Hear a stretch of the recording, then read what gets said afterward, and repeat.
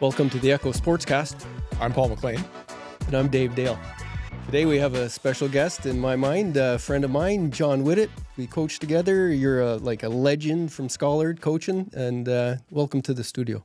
Well, thank you for having me, both Dave and Paul, and that's quite the introduction.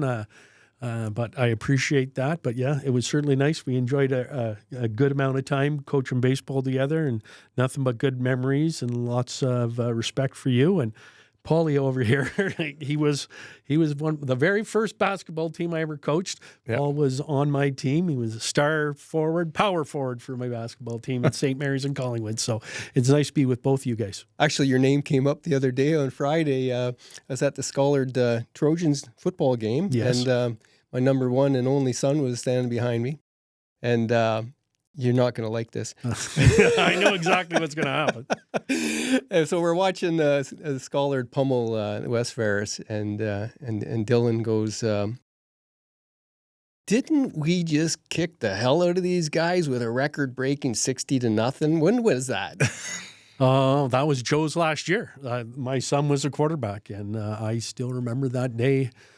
Well, I can't say fondly, but it was a very, very tough pill to swallow around our house, I'll tell you that. I think Dylan embraces that. Yeah. No, I get it. It's gone both ways. You know what I mean? I remember that was Joe, my son's final year, and he lost in the NBA Finals. And the same thing, but we beat, when West Ferris's coach's son was playing, we beat them in that game. So I kind of got to feel what it was son, like. Which coach? Jake. It was Larry and Jake, and we won that game. It was a good game and exciting. But I remember that must have felt terrible. And then I found out myself, that doesn't feel good. Well, that's great that you can laugh about it, joke about it, and that turnaround. Things come, things go, and that's what you learn in sports. Yeah. You're up on top. And then you're the mat, right? Yeah. Well, and that was so exciting. Like when we were talking about guests, and again, a great common connection between Dave and I with yourself, and to talk about it. My wife was giving me, when I was explaining this interview, that my first basketball coach was going to be on. She's like, she's not going to talk about you playing basketball because you're not a good basketball player. But we had a ton of fun at St. Mary's. So that was in Collingwood. That was your first teaching job. Absolutely. What year? I can tell you it was 1990. Okay. I was 23 years old. And knew really nothing about basketball. I took what I kind of understood. Hockey had 5 people. It had some concepts. We had a bunch of good athletes, and then just kind of figured it out. Oh, right on. And how did you end up landing in Collingwood? Like it was... Oh, yeah, that was, you know what I mean? At that time, it was just very fortunate. I was still in Teachers College, and they were having job fairs at the time, and I was hired in January. Yeah. While I was still in Teachers College, they just said, you're going to work for Simcoe County. And my wife, was my fiance at the time. No, she wasn't. She was my girlfriend at the time. She liked skiing. Yeah. And I said, well, maybe I'll go to Collingwood. Yeah.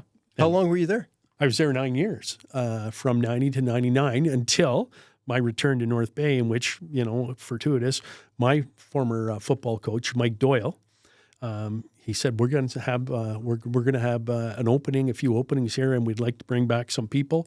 Would you be interested? And my wife, we were due for our second child, Joe, who I was just talking about. And, 9 years of experience was a kind of a risky move, but I said, yeah, we'll do that. And we moved back to North Bay in 99. He was born August 22nd. I started working right there in September. Well, actually, I think we started football in August as well. So, and been here, taught at Scollard for 21 years. Interesting fun fact. I was a regional sports editor covering Simcoe County in 1992. I was with the Thompson chain. It was called Huronia Sunday. Okay. And every Saturday, as part of my week, I would go from Midland to Collingwood to Barrie to Aurelio, where we had our head office, and do my deadline for the Sunday edition. And I covered high school sports with you guys. Well, really? It was elementary. It was elementary school. Oh, was that elementary? It was okay. elementary. Okay. Absolutely. It was elementary. And I'm sure there was lots of coverage of the St. Mary's Knights. Yeah. No Huskies. Oh, that's right. Because we stole. Yeah. The St. Mary's St. Mary's University. University. Sorry. Yes. Yeah. And actually, that was amazing. You Mike and Mike Dufour. Dufour were kind of behind the change. So I think we were the St. Mary's Majestic or something, and we were wearing these royal and Blue and gold or whatever. And they was just tattered old uniforms. And I got to be, I don't know how this happened, but you guys kind of instructed me to go around to the different classrooms, and I got to survey the teachers asking what color they wanted us to change to. And the two options were black and silver, because the LA Kings changeover, all these teams were switching to that. Raiders, like it was cool, it was tough and mean. And then we were also looking at purple and gray, or purple silver, the way Western had it. And you used a line on it. And I've used it so many times since. So it was, you chose purple, and you said it was because it was Donny Osmond's favorite color. And the number of times I've told people I like that because, and you might have actually thrown Prince in there too. Maybe. I'm a smart aleck. Big fan of purple. We ended up going black and gold. We were tough. We looked mean. Yeah. They were amazing uniforms. We got to pick our numbers. I think we might have even had last names on them. It was super cool. Well, that was the beginning of your sports This is actually career. Really coming full circle too. Yeah. I don't think I knew my interest in uniforms started Started way like back then. that. Yeah. I mean, And we kind of took the crest or the logo from St. Mary's University, put it on the stuff, and it looked good, and kids felt good about it. Yeah. And Yeah. there was a lot of pride. That was a great 9 years there. It really was a wonderful. I got to teach both his brothers. Yeah. Like it was a real nice family community. We were isolated, so we got to practice at lunch. Like that's what I mean. Like, Well, because everybody was so many kids were bussed in. I lived, like, I could walk to school. So I walked through an apple orchard, but the school, for whatever reason, was built on the outside of town, and it came through. And anyways, everybody else was bussed. So yeah, all our practices and stuff were that. We had a lot of fun with, just a great bunch of guys like Jordan DeCoste and Jesse Fox. And we could always win on the small court, but we would always lose the big game on the big court when we ended up playing against Admiral. And again, small town, so all these guys I play hockey with and stuff. And yeah, it was a lot of fun. The glory days from elementary school. I know. Well, it all starts somewhere. Yeah. Well, that's crazy.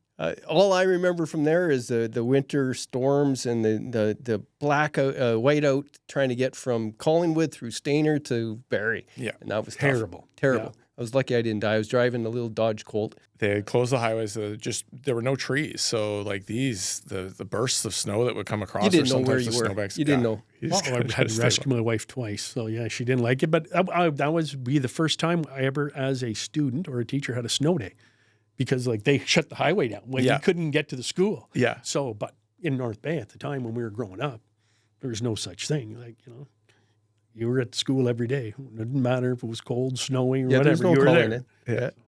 Yeah. When I was interviewing the Scollard quarterback, Marietta. Yeah. I was thinking for this interview, I wanted to ask you about some of your memories of quarterbacks that stick out, that did something with the Bears. That got any stories? Well, I mean, I can lots, and I don't. It's tough because you're going to mention I'll miss some people, and I feel terrible. But I remember, probably Kevin Clayton will stand out highly amongst them, because I think he was a quarterback of our first championship football team. And What year was that? Oh boy, 2008, I believe. But just a big, strong kid that he was more probably a linebacker or a fullback, but he played quarterback for me. He's now a police officer down in the city. In that one game, and I was just looking at a few things. I remember there's a gentleman in town, Ben Carrier. Kevin got hurt in the championship game. We were playing Ferris, and it was at Scollard, and he's out. And Ben, who's a receiver, and just a little, I kind of consider him a little bit like a Brad Marchand kind of guy. So if people want to know, like, he's just kind of not a big guy, but he's just always in your face and going. And our quarterback's out, and I turned him. I said, Benny, I said, we need you here, bud. And he said, put me in. And he went in, and we're marching. And of course, like Ferris, they're a good team.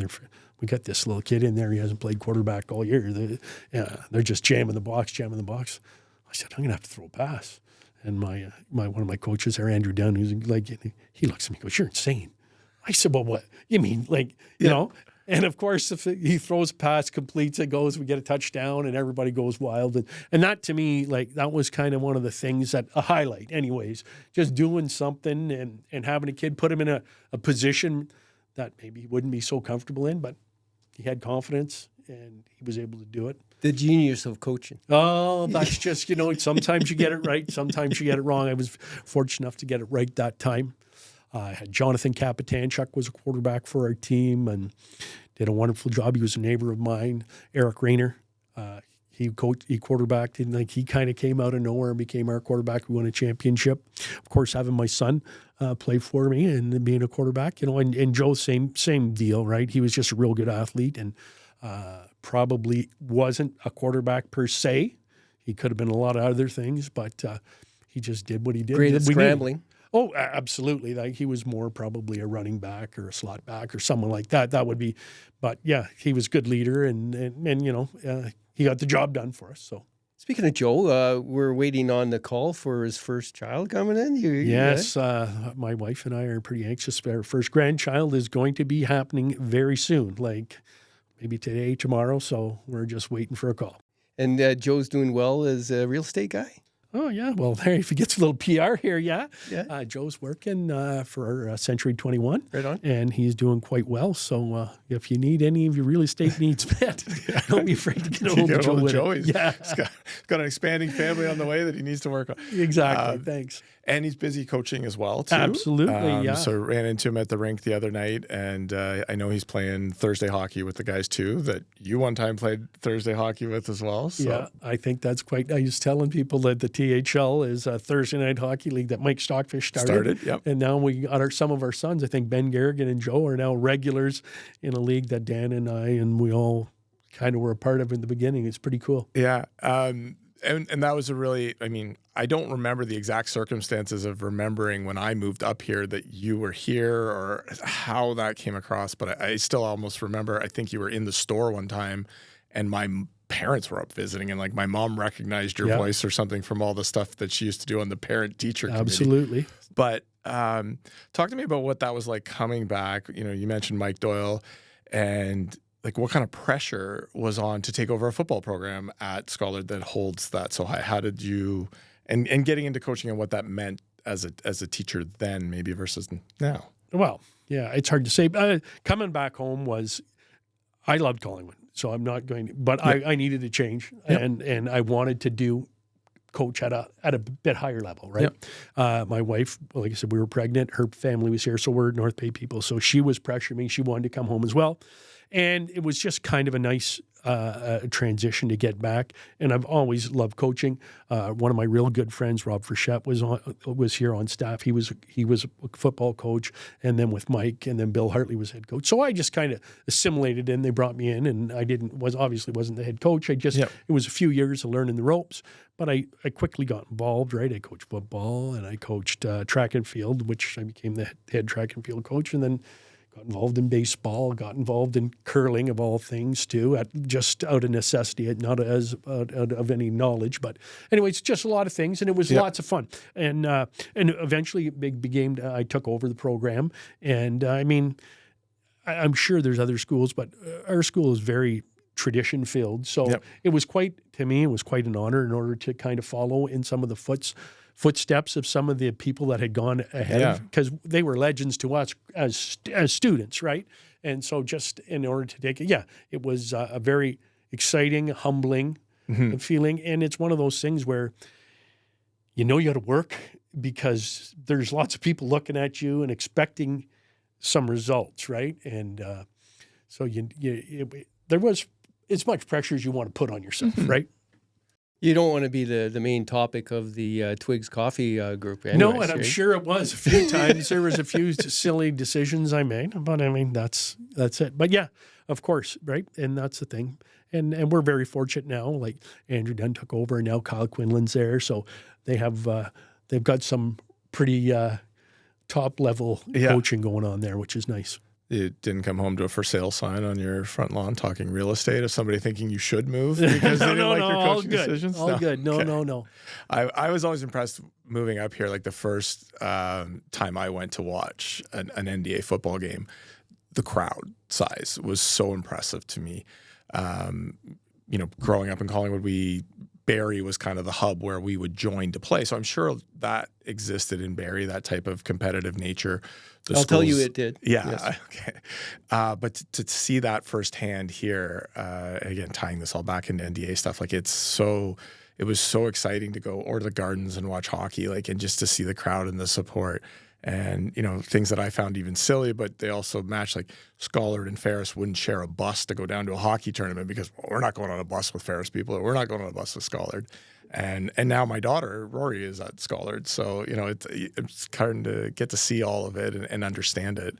And it's really fun when those rivalries kind of come in and create that competitive nature. Yeah, that rivalry's been there, and the city of North Bay has been a big football town, and it's unfortunate we lost a few, but I mean, we have 3 senior football teams, right? Which it's disappointing, but you had 3 good programs run by 3 great gentlemen. So, I mean, the kids are getting a lot. It's just not the same. Everyone's got a bye week. It's disappointing that way. But when there was a 6-team NDA football league and there was football going on all the time, it was good. And an NDA championship game was like something out of this world, right? Like it was packed and everybody was there. I remember going to watch, and this is funny, I was just a kid, when Algonquin and Bill Hartley, who ended up being the head coach at Scollard, and they were in the finals, and I'm sure they did win. And he had like who's the old football coach of the Dallas Cowboys there? Tom Landry? Tom Landry. He had the fedora on, and they won. And I'm just kidding, grade 7 or 8, and going, this is so cool. Yeah. This is really awesome. And especially when a small school won, it was pretty neat. Well, right before we get into some more stuff, I want to plug our Sportscast, the actual coverage that we do for the high school clubs and varsity in town. Here's a little bit of a promo right here.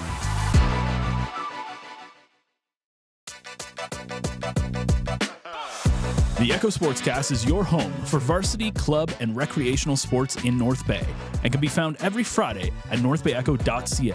With hosts Paul McLean and Dave Dale breaking down the biggest highlights, scores, and moments in North Bay sports. Featuring interviews from coaches and players, as well as putting a spotlight on the community and past sporting achievements. Catch the Echo Sportscast every Friday at northbayecho.ca or on your favorite podcast app. Now back at it. I want to talk. We coach baseball together, and Paul's part of a new wave of baseball. It was pretty wild when we were doing it. I remember the bantam team that we had was like Bad News Bears. If we couldn't beat them on the field, we definitely could have beat them in the alley. Yeah, right. We had some tough kids. There were some real characters, right? And that was good. It was lots of fun. Those were some of the fun moments coaching baseball in the summers and going on our tournaments and going to Aurelia, going with McDonald's, staying on the boat. Like, there's just so many exciting things, and we did all right, in a couple things. For sure, we brought back a couple medals. Yeah, at the provincial. So between the local level and then the rep baseball, it was a lot of fun. Yeah, for sure. Paul, what would you want to hear from John as far as baseball? Is there any part of baseball that he can enlighten you about? Well, I mean, I think from our football trip, we had talking to Mike Doyle, we went on that actually Larry Tugas has organized. Yep. So we got to go to Notre Dame. And I think my biggest interest, because of our tailgating experience in Notre Dame, do you have any good tailgating stories or experience? Like the difference, because Joe played baseball and played hockey. So, you know, how did you find the difference between being inside or like the summer to the hockey sport? What did you find about baseball that made it special? I guess baseball, I enjoyed it very much. It's summer, you're relaxing. With baseball, I was more the head coach with baseball, or with Dave and myself, right? So there was a lot of strategy, figuring out pitch counts, that becomes quite quite a feat there to try When and you have figure out. multiple athletes that are good in positions, you really got to make some decisions to keep everybody in personalities and egos and all that stuff. It's really kind of interesting. Oh yeah, and just to try to figure out your pitchers, because if you advance, you want to have your ace hopefully be able to play on in the finals or pitch in the finals. And It's a real chess game. it does, right? And I mean it's well worth it, the pitch count and all that to manage your arms and protect them. But yeah, that was, and then dealing with that, and another mutual friend of ours, Ken Pagan, helped coach baseball, and he was like awesome. I know that The kids loved him. the kids absolutely loved him, and they wanted the game to be over. So Ken would throw them. He would throw them some pitches, or they would throw him pitches. He'd knock them out of the yard. So he'd be a big hero. But yeah, they had a lot of fun times doing that. And that I found in my experience with coaching, I'm sure you guys would say the same thing. Like for those who aren't lucky enough to get the chance to coach kids, and we watch all the strategy on the pros, but then you get down and it's the same thing where you're sitting there and you're having this discussion at 12:30 or 1 in the morning over a couple beers about should we put him here, and who's going to play this position, and what if we switch this, and you're talking about what the other team's going to throw at you. I love coaching. Like it's just such a fantastic thing to get to be a part of, and I'm sure you would feel the same way from all of your coaching experience. Oh, absolutely. And in the end, right now, because I'm and looking back, it's more the friends, the connections, the people you met. I still am in pretty regular contact with a lot of my former players in various aspects. They'll because they're doing jobs and I can get them, but it's just a real great, well, like I said, the same dynamic that I have with my buddies, my coaches, my former teachers. We meet Thursdays at Casey's, and just get together and talk about the good old days, and it's very nice, right? And you're talking about baseball, Dave, and this popped in my head. I remember we had playing in the house league, I guess we would call it, but you had various. But we had one boy that really you get all levels, right? So we'd have a couple high, and then some guys that had never done anything, and you play in our end of the year tournament, and then bases loaded, and I can't remember exactly, and I would never remember the gentleman's name, but he was young, and he got up to bat, and I don't remember if he kind of swung by accident and hit the ball into the ground. And anyways, we scored the winning run, and I guarantee that all the boys just that was the first and only time.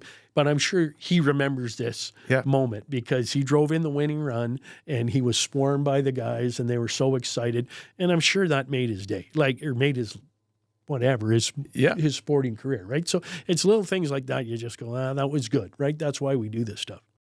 I remember one myself. It was high school, and there was a grade 12 kid, never played really competitive ball before. He was our number 9 hitter.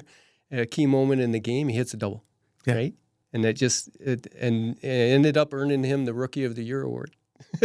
You probably couldn't wipe the smile off his face for 2 weeks. Oh, for sure. I wouldn't recognize him now, probably, but he was in it. You have one of those on every team pretty well. Yep. They rise above it all. Well, and that makes me think of I can remember coaching my daughter's team in hockey. We had an amazing run. We really caught fire in a bottle or whatever at the provincial, and it was amazing to be around the girls and to be talking to them in the room and trying to get them focused. And one of the stories I told them kind of along that line is not everybody is cut out to be the star of the team. We've all got a role to play. We've all got a job to do, and how important that was.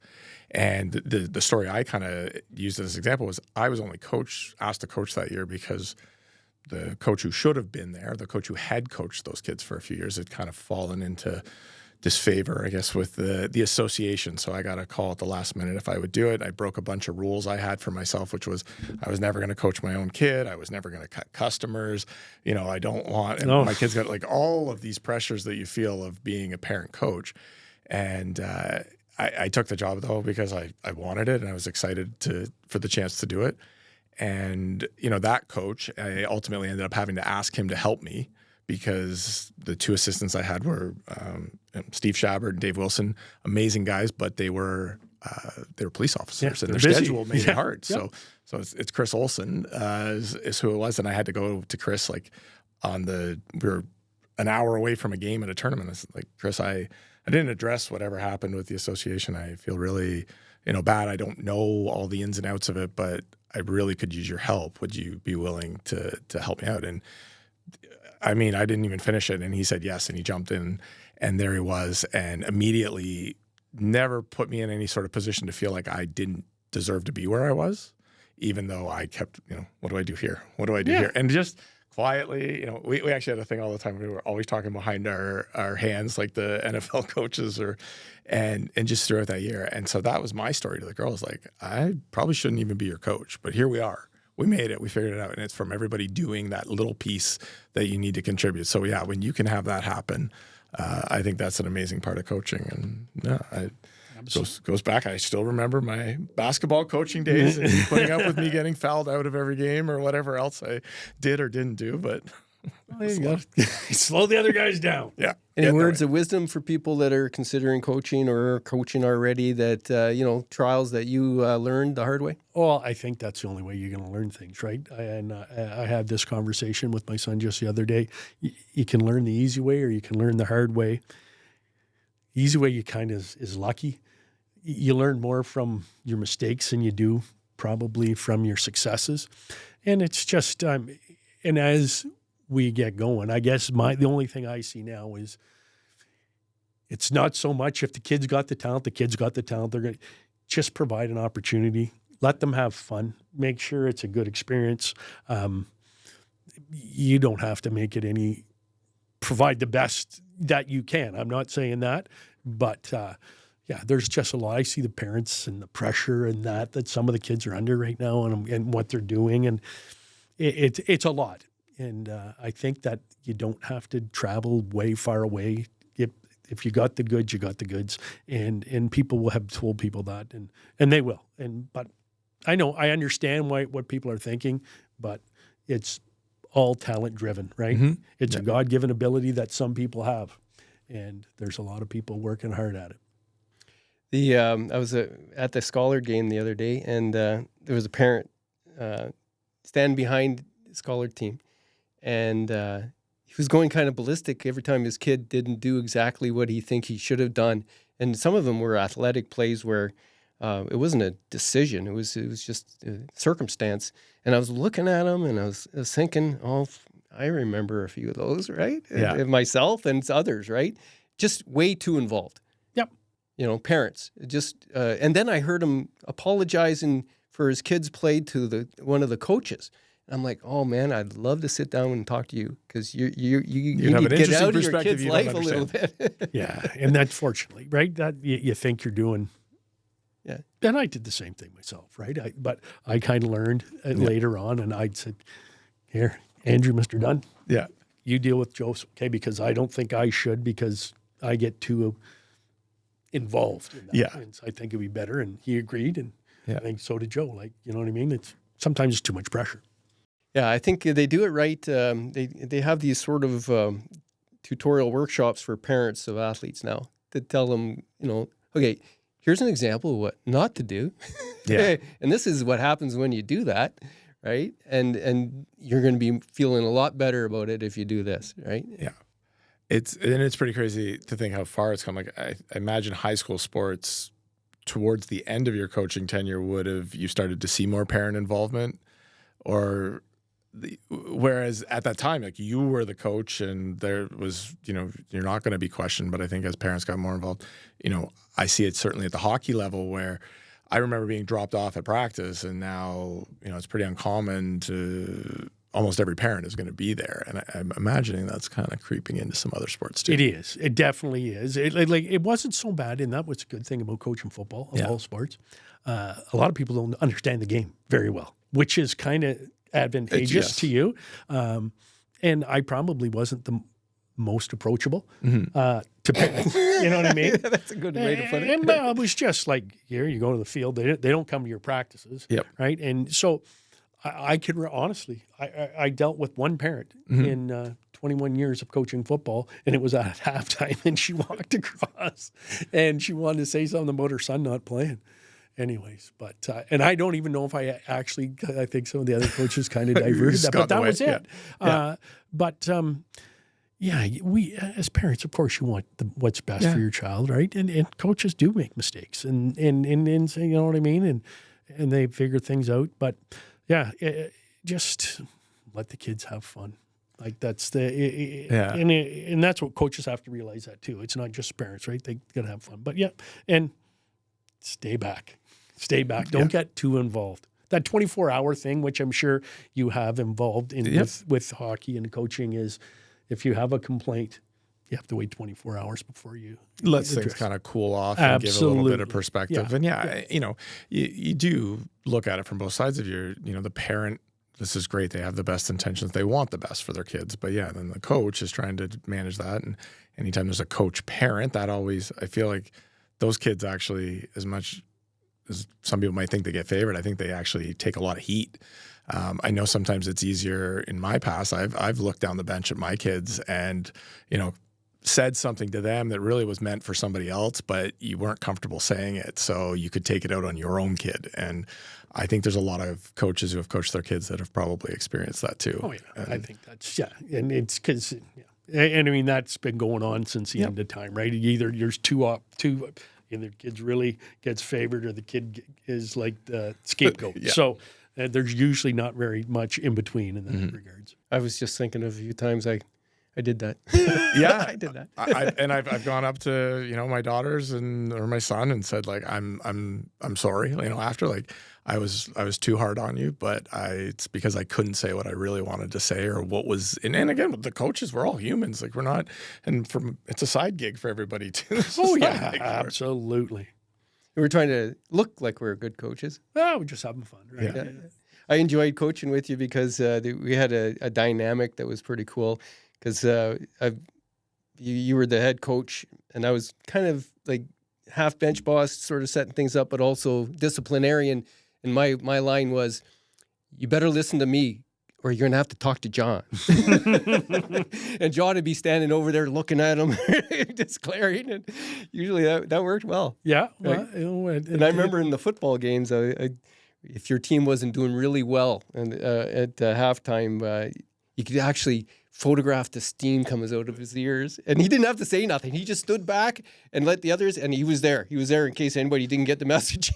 You sent me a few good photos of that. And I guess I do have a bit of a death stare sometime when I'm not particularly. Intense. Yeah, well, it was good. And I mean, the halftime speeches generally produced results. They do. Yeah, you know what I mean? And they weren't, there was no profanity. There was just like very clear, concise instructions about what needed to be done. But I very enjoyed it. And I mean, that's maybe a dynamic that's changing, right? Is the tough love is kind of gone in way of sports so much because people aren't used to that sort of. But, I mean, we're a dying breed, right? From when I was coached, that's all it was. And then I realized that wasn't and it was kind of hopefully a hybrid of that model. And now it's kind of. It's leveled off, I think, in a sense of, and some of the stuff I talked with other coaches that, and speaking with Rachel in the last interview too, that attention span that the kids have, the willingness to listen to what you have to say. So you want to be really concise and not spend your whole time trying to spell out a game plan before or even at halftime. It's like, what can you say in that moment to sort of, and you've got multiple personalities too within the room. So you're trying to, in that 90 seconds or whatever, encompass a message that hits as many kids as possible. But you really do need to support them, figure out what motivates them and use that rather than the old motivated tactic. I'm going to motivate you by fear. Yeah.